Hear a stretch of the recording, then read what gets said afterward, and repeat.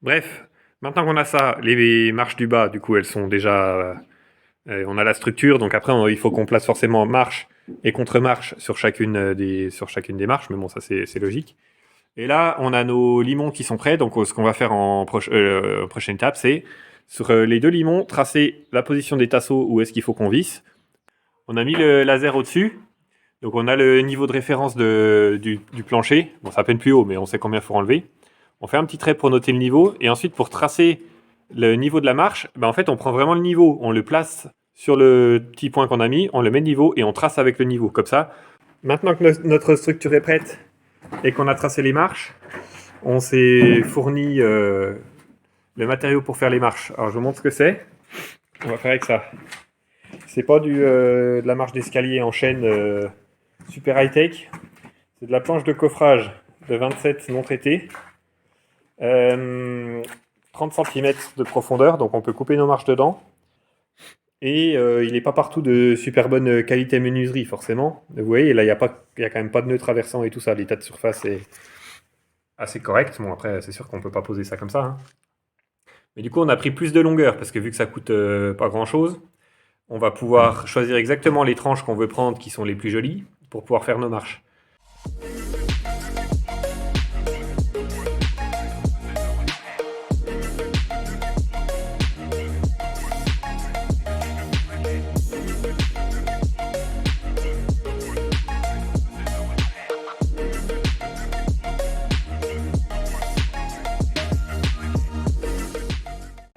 Alors ça, c'est l'état de surface initial.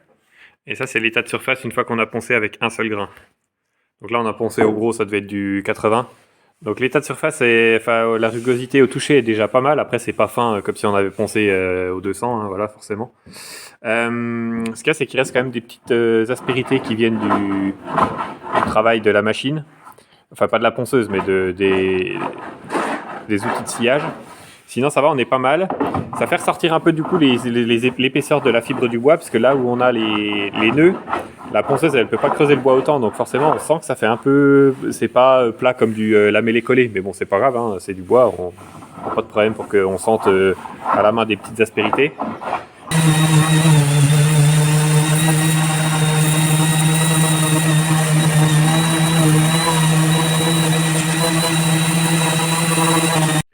Et voilà, résultat final de la planche. Au final, c'est vraiment pas si mal, hein. Alors, on a mis ça en place, on a coupé la deuxième marche et la première contre-marche aussi pour vous montrer comme on a avancé. Donc ça, c'est la première planche qu'on avait poncé pour vérifier l'état de surface, on était content. Avec les tasses au-dessous, donc on a fixé ça aux solives. Ici, on fait une marche en quart tournant.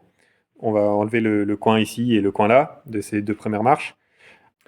Voilà la suite des travaux, on avance au fur et à mesure. On avait notre première, notre deuxième marche, donc cette fois on a fait notre palier. Donc c'est fait avec 1, 2, 3, 4 morceaux de marche. On a posé... toujours ce qu'on fait, c'est que le nez de marche, en fait, il est dans la tranche de la planche et qu'ensuite les fibres du bois, on les met toutes parallèles les unes aux autres. Ça n'a pas tout exactement le grain et la même teinte et tout, mais bon, après on va tout poncer au même niveau et teindre, donc ça sera homogène. Et tout ça, du coup, on les a fixés ensemble, les planches, par-dessous. Vous vous rappelez qu'ici, on a la structure avec les morceaux de solive et tout ça. Donc on a mis des morceaux de plateau, des morceaux de tasseau et tout ça pour solidariser les planchers les unes aux autres et tout fixer par le bas. Donc il n'y a aucune vis apparente ici. Palier terminé. Maintenant, on a mis cette marche-là, qui est aussi du coup une marche double. Vous voyez, là, il y a une jonction entre les deux. Donc c'est pareil, ça, on mettra ça en place. Donc maintenant, on arrive dans la volée de marche ici. Et on avait déjà tracé l'endroit où on met des tasseaux. Donc on va mettre des tasseaux sur la tranche, qu'on va visser dans les limons. On a 9 marches qui viennent là.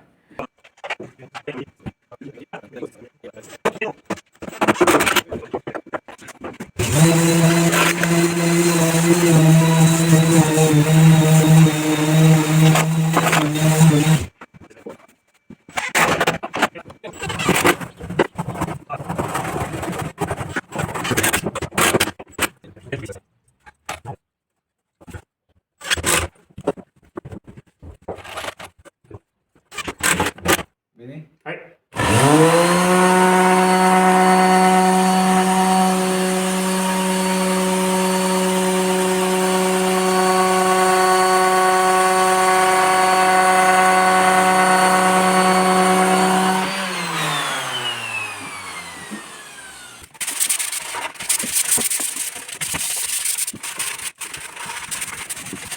Voilà le résultat, ce que ça donne. Tac. On a l'angle là. Et comme ça évite que si on marche avec le passage sur la marche, eh ben, ça ne peut pas arracher de fibres du bois du coup parce que elles sont déjà coupées comme ça. Voilà, on est monté au fur et à mesure. Donc on a la marche jusqu'au bout. On a tous nos tasseaux, toutes nos marches.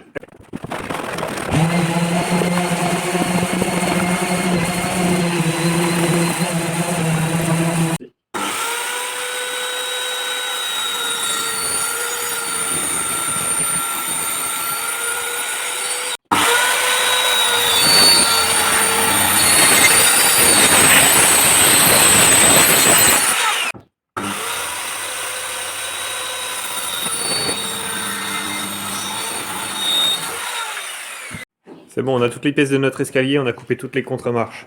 Donc voilà la tête que ça a maintenant. Les 2 premières marches avec le palier. Et du coup maintenant les marches ici. La volée d'escalier qui monte. Bon, pour réaliser l'isolation, on veut avoir un volume entre les marches et les contre-marches qu'on remplit d'isolant. Donc pour ça on a 2 types d'isolants donc on va utiliser. On a des panneaux de laine de bois qu'on a récupérés. Donc on va les utiliser ici parce que c'est pratique. Et on a de la ouate de cellulose en vrac pour tous les petits volumes, il faut qu'on bourde de l'isolant. Et pour la partie supérieure ici, on n'a pas vissé nos marches et nos contre-marches pour le moment.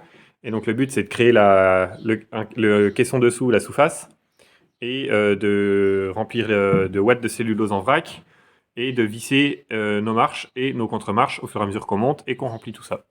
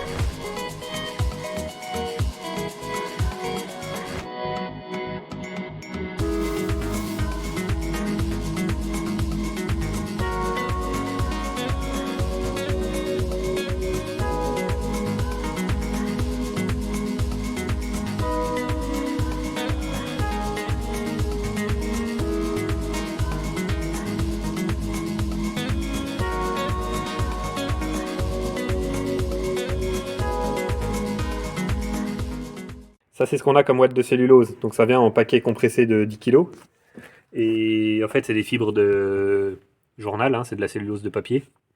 Et c'est compressé, donc là, elles sont toutes prises l'une dans l'autre. Il faut les sortir et les aérer, casser, et les casser en fait, hein, les ratisser et tout ça, pour les avoir en vrac. Et ensuite, hop, on va les bourrer là-dedans.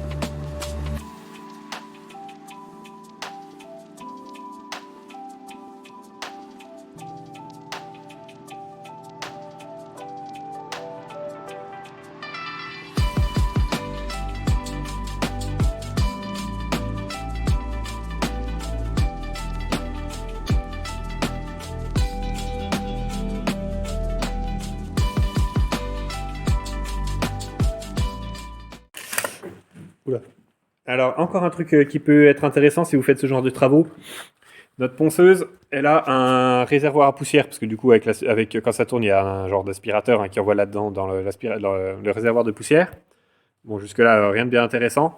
Sauf que du coup, il est amovible, il y a de la poussière dedans, et la poussière de ponçage, on l'a récupérée. On mélange moitié de sur et moitié de colle, ça fait de la pâte à bois qui a exactement la teinte de votre bois, et comme ça, vous pouvez remplir les trous sans faire de fausses teintes. Donc c'est ce qu'on va faire, on va attendre que ça se mette en place, mais une fois que tout ça sera mis en place et qu'on va faire les finitions pâte à bois pour remplir les trous et tout ça, et ben voilà, on va utiliser l'assure qui vient donc de notre ponçage. Et voilà, c'est fini. Maintenant, regardons ensemble combien ça nous a coûté en tout.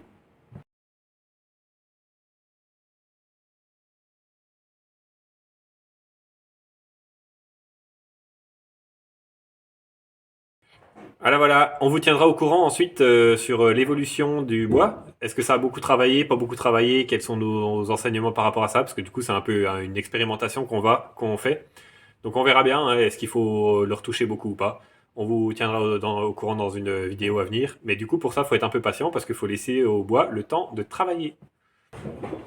Bon les potes, c'est tout pour aujourd'hui. Je vous remercie d'avoir regardé cette vidéo. On se retrouve dans la prochaine pour de nouvelles aventures. Et ciao.